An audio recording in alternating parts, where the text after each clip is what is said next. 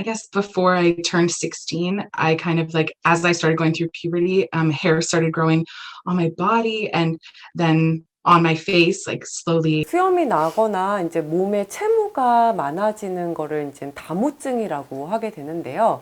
그것도 일종의 이제 다낭성 난소 증후군의 한 증상일 수 있습니다. 다낭성 난소 증후군의 증상들은 주로 이제 여러 가지가 있는데, 주로 가장 흔하게 이제는 호소하는 증상은 이제 월경이 안 나오는 증상, 그 다음에 또는 부정출혈.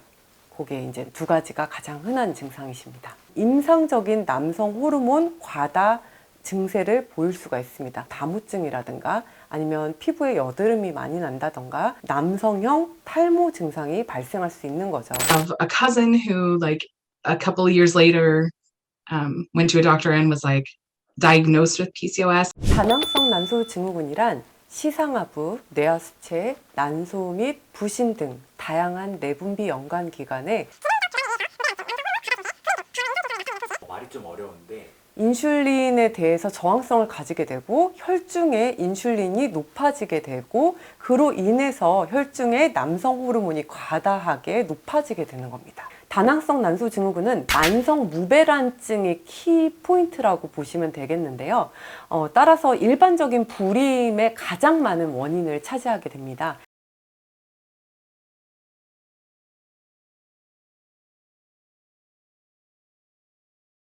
다행인 거는 난임 치료에서 반응이 되게 좋은 편이고요. 생각보다 또 자연 임신이 잘 되는 편이기도 합니다. 너무 또 이 다낭성 난소 증후군이 있다고 해서 너무 절망하시거나 그러실 필요는 없으십니다. 좀 흔한 건가요?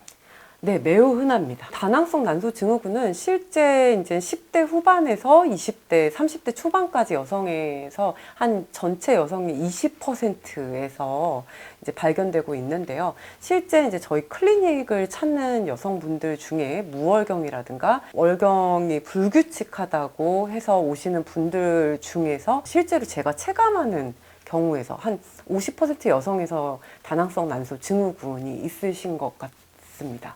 그래서 이제 비만이라든가 이형 당뇨라든가 우울증이라든가 장기간에 걸친 합병증이 또 추가적으로 발생할 수 있기 때문에 그에 따른 여러 가지 관리가 필요합니다. 그러면 완치의 개념이 없는? 네, 없습니다.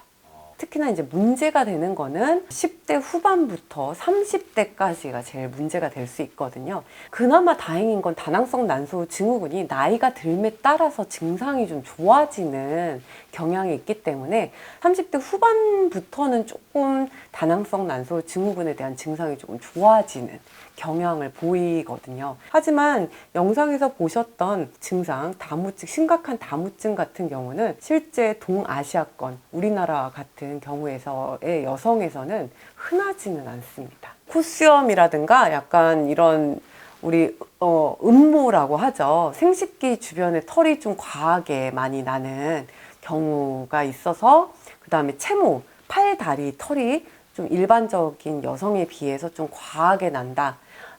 라고 해서 이제는 산부인과에 오시는 경우가 있는데요. 그런 경우에는 이제 체중 조절을 하고 당연히 그 다음에 경부 피임약으로 호르몬 밸런스를 맞춘 다음에, 그럼에도 불구하고 이제는 채모가 얇아지지 않을 경우에는 결국에는 레이저 제모를 권고하게 됩니다.